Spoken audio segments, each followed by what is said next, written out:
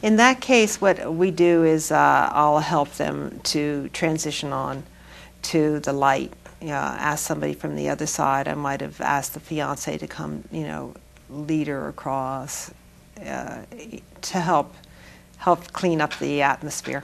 And I believe that's true. I had like a near-death experience in a hospital emergency room, and I went up to the light, and my sister had already passed, came to me and said, "Jay, go back, it's not your time."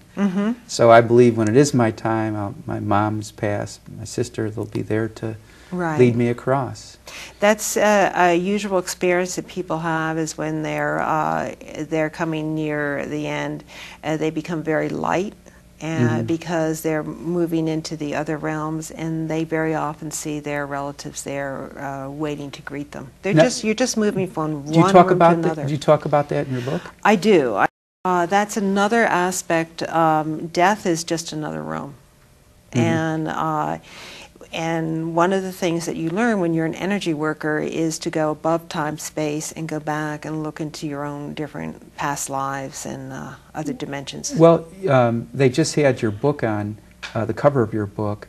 Is there any particular reason why you chose this photo? Is that something you took before? No, actually, that's my publisher chose that. They have the right to choose. And the reason they chose that is because it's a Merkaba, and it shows that inside the Merkaba there are life forms. So when I go to help somebody, I will go in my Merkaba, and I'll travel through time, space, into wherever they are, communicate with them, merge Merkabas, solve the issue, and then I'll come back, and that's explains that. Is a Merkaba, is that like a protective shield that once you're inside your Merkaba, no harm can happen to you? That's the way it should be. Unfortunately, today we don't know how to work with the Merkaba. That's something that the ancient Egyptians knew how to do, and Merkaba is a word from ancient Egypt. And when we learn to be an energy worker, you learn to look around yourself and scan your energy field, see where there's any places where energy is coming in, or there's scabs or scars in the field, and you clear it up and you reweave it. Now, do you ever talk to your food before you eat it? I should always. Yeah. Yes, it's like a Dr. Emoto with water. Yeah. And what you want to do is you express gratitude to the food and to all the people who were part of the chain that brought that food to you. Now, our audience may not be familiar with Dr. Emoto.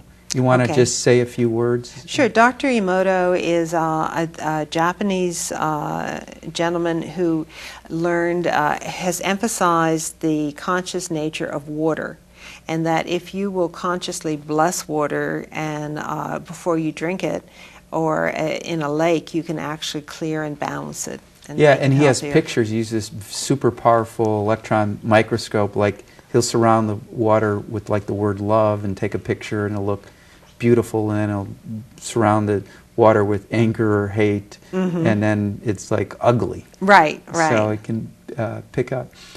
Is there anything you want to talk about? Like, the feather looks very, very beautiful and interesting here. Well, what I wanted to emphasize, I brought quite a few items here to explain to the audience that when you start communicating interdimensionally, that different people have different ways that they work. They either see, hear, feel, and they either connect to the world of the birds, of stones, of angels. So all of these are bona fide ways that you can start your journey. This is absolutely beautiful, by the way. Yeah. And so just by having this around, you can connect? Yes. Do you know what type of bird this came from? I believe that's a wild turkey. Very, very cool. Yeah, and then it has, so that's actually a wand that's used for smudging, and that you would be working with... the sense of smell? Right. So you're bringing in the energy of the air, of the birds, of spirit.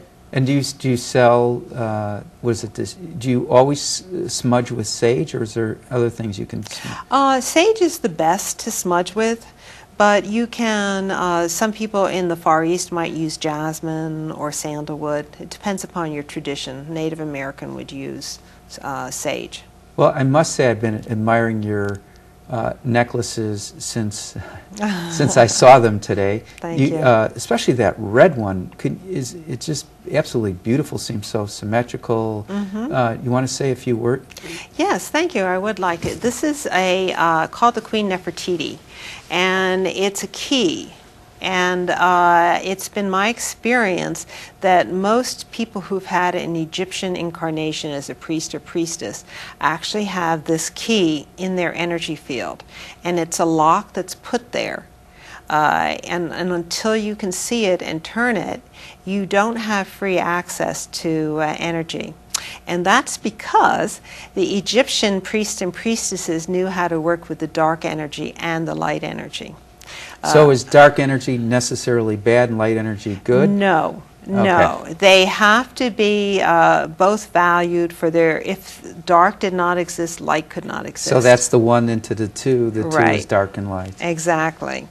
But if when these priests and priestesses reincarnated, darkness tends to be a little more aggressive because the good knows it will, Is that more masculine energy?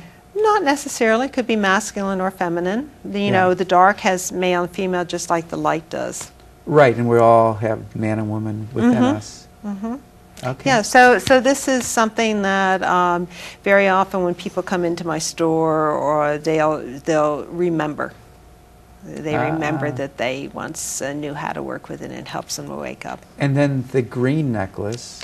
The green necklace is malachite, and this is another way you work with energy. It's a prayer beads. And for myself, personally, I find that if you're working with stone energy, it's most energetic when you're working with the prayer bead format. It's 108, which is sacred geometry. These are all cut in circles, which is 360 degrees of energy. And down here, you have a guide bead and a tassel, so anything not of the energy you put in is released into the universe. And so you'd sell this at your store? Yes, I do. And when people buy it, we have about 31 different stones. They put an affirmation in each bead, and then you wear it, and that keeps it strong in your energy field. It actually, the affirmation gets inserted in the bead? Yeah. Yeah. Wow. Yeah, yeah. And you do that? No, each person does that. Okay.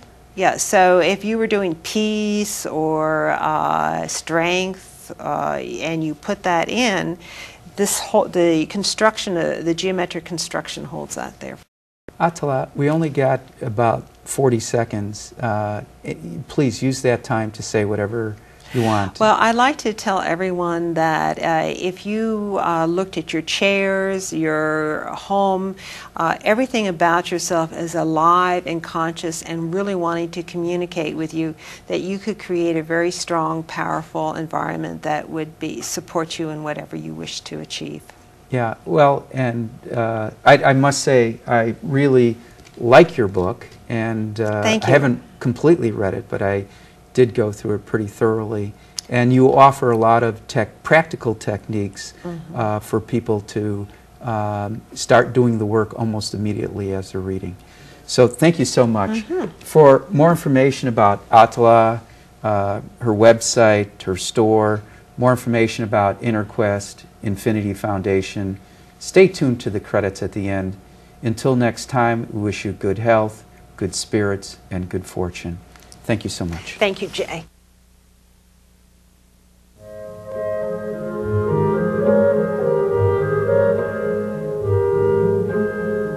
For more information about this show, our guests, Infinity Foundation, or any of our other programs, please visit our website, infinityfoundation.org, or call us at 847-831-8828.